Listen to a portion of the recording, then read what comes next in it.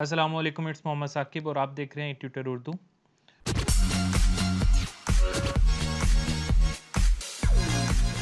आज का हमारा टॉपिक है पीएचपी वेरिएबल्स।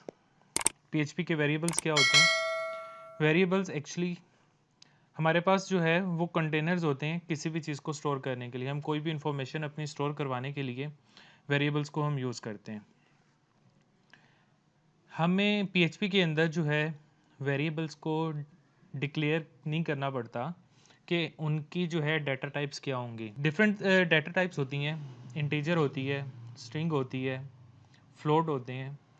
तो इसको हम डिटेल से देखते हैं डाटा टाइप्स क्या होती हैं, बट अभी हम यहाँ पे सिर्फ इस चीज़ पे फोकस करते हैं कि हम जब हम पीएचपी का एक वेरिएबल राइट कर रहे होते हैं, लिख रहे होते हैं कोड हम, तो हमें वेरिएबल्स की डाटा टाइप पीएचपी को नहीं बतानी पड़ती कि ये किस टाइप का वेरिएबल है।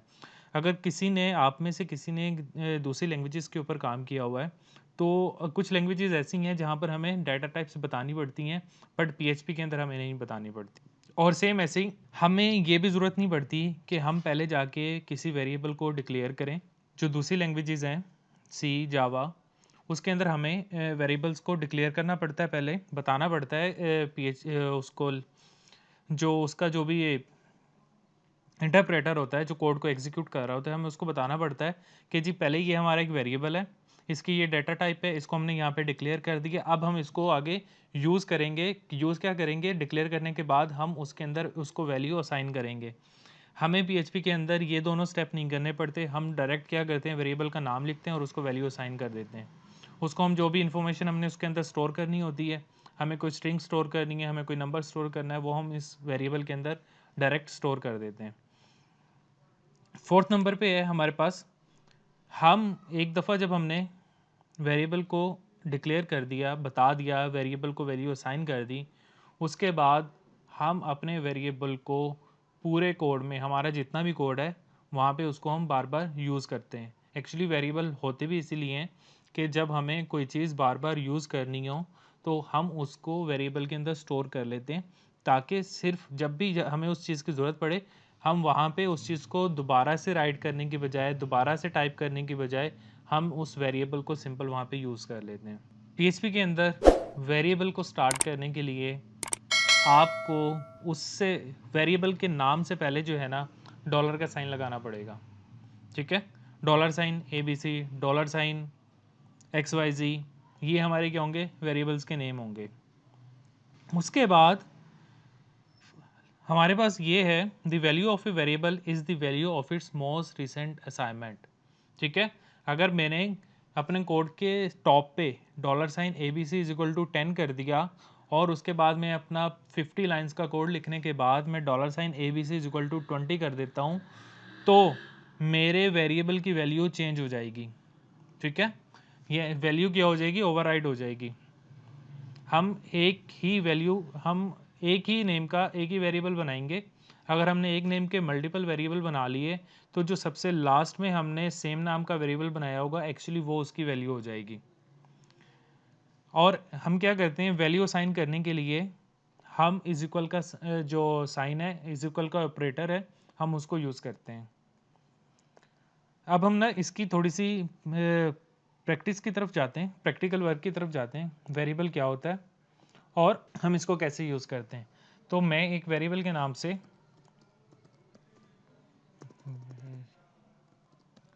वेरिएबल डॉट PHP के नाम से ही मैंने जो है ना एक फ़ाइल बना ली है, ताकि हम अपने वेरिएबल का काम यहाँ पर करें।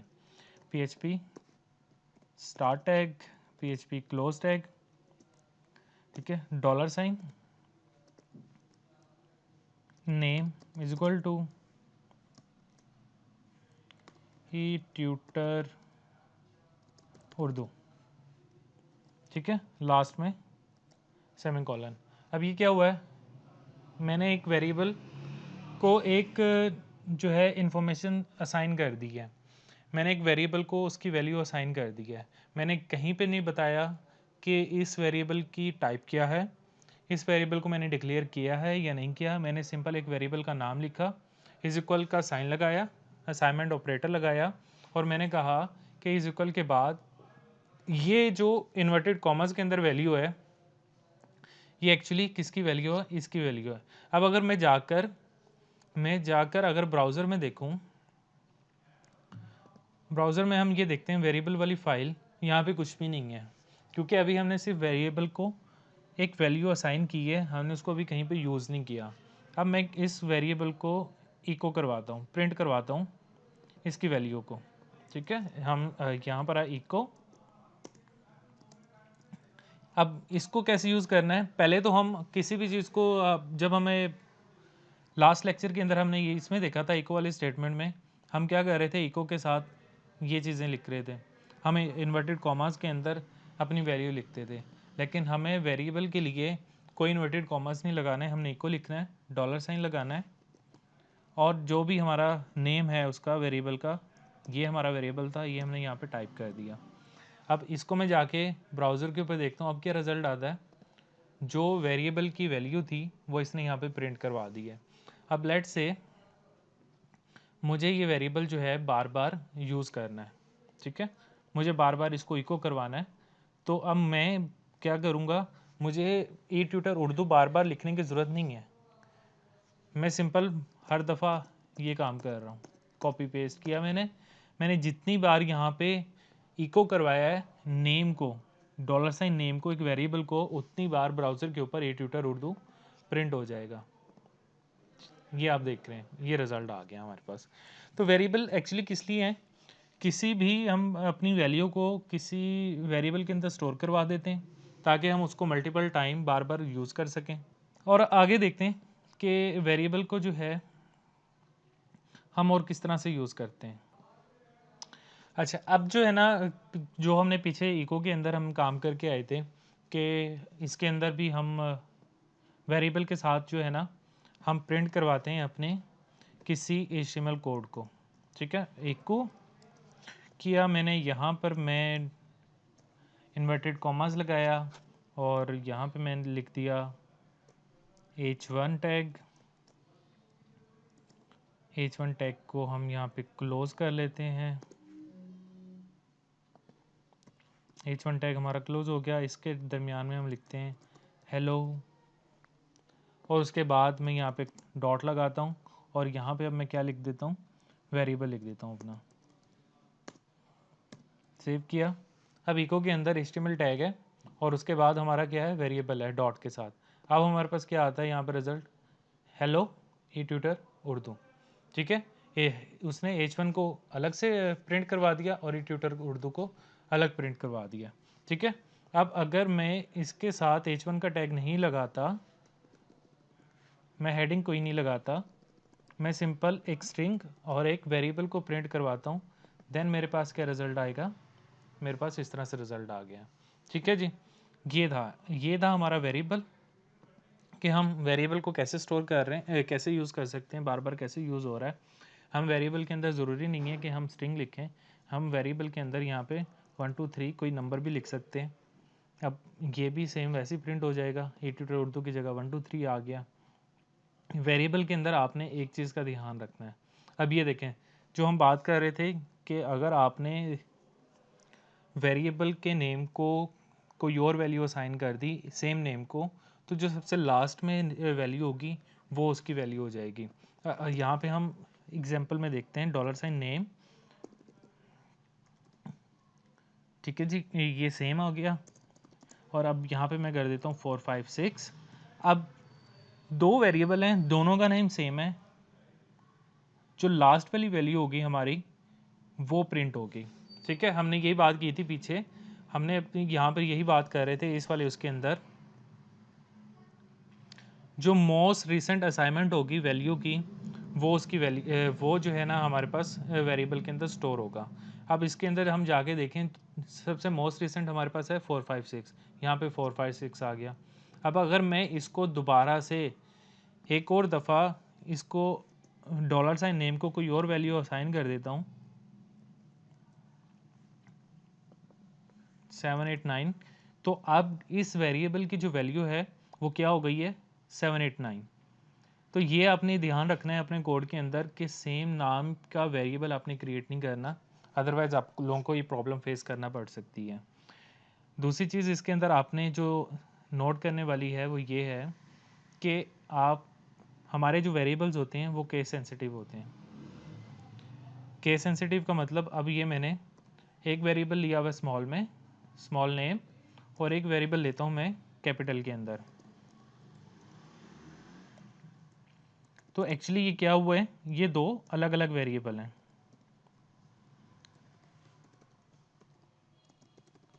तो आपने ये भी ध्यान रखना है कि ये ना हो कि आप कहीं पे जो है वो कैपिटल यूज़ करें, कहीं पे स्मॉल यूज़ करें, तो ये चीज़ भी आपने देखनी है। अब मैं यहाँ पे दोनों को प्रिंट करवाता हूँ, कनकैटिनेट करके प्रिंट करवाने लगा हूँ, $, नेम, कैपिटल वाला। ठीक है जी, अब हम देखते हैं क्या आता है। ठीक है, अब ई ट्यूटर उर्दू और 1 2 3 ये जो दोनों वेरिएबल्स थे हमारे, ये वाले, ये प्रिंट हो गए हैं। तो ये दो चीज़ें आपने ध्यान से देख लेनी है कि वेरिएबल सेम नेम का नहीं होगा हमारा, और वेरिएबल जो है वो केस सेंसिटिव होता है पीएचपी के अंदर। उसके बाद हम आगे देखते हैं। आगे हमारे पास ये है कि हम अपने वेरिएबल का नेम किस तरह से राइट कर सकते हैं। दो तरीके होते हैं हमारे पास।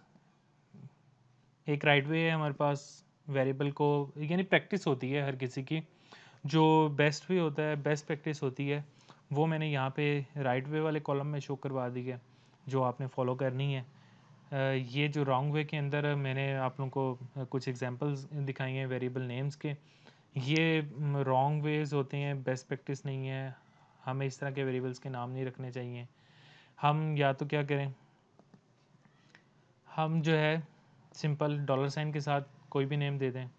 हम $साइन के साथ अंडरस्कोर यूज़ करके नेम लिख सकते हैं। अगर हमारा नेम बड़ा है, वेरिएबल का नेम बड़ा है, ठीक है, जैसे वेरिएबल नेम है, ये 2 वर्ड्स थे, तो मैंने दरमियान में हम इसको क्या कर सकते हैं, अंडरस्कोर लगा सकते हैं, हम हाइफन लगा सकते हैं दरमियान में, या फिर हम क्या करते हैं, हम कैमल केस यूज़ करते हैं। कैमल केस के अंदर ये होता है, आपका पहला जो है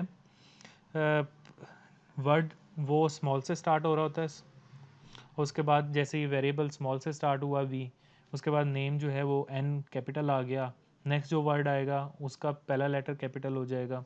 ये कैमल केस है।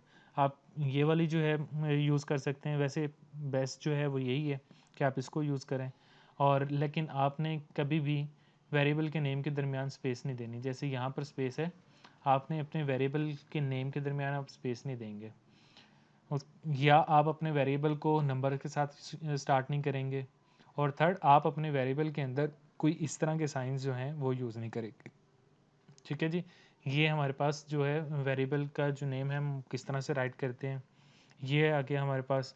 और नेक्स्ट जो है हमारा टॉपिक होगा कि पीएचपी के अंदर वेरिएबल का स्कोप क्या होता है। वेरिएबल जो है के स्कोप्स होते हैं, कुछ ग्लोबल वेरिएबल होते हैं, कुछ लोकल वेरिएबल्स होते हैं। हम इनके बारे में डिटेल से नेक्स्ट वीडियो के अंदर देखेंगे। उम्मीद है आपको ये वीडियो पसंद आई होगी। अगर तो आपको ये वीडियो पसंद आई है तो इसको लाइक करें, फीडबैक में अपना फीडबैक जो है वो कमेंट्स में दें, और चैनल को सब्सक्राइब कर लें ताकि अगली आने वाली वीडियोस का आपको नोटिफिकेशन मिल सके। Thank you so much.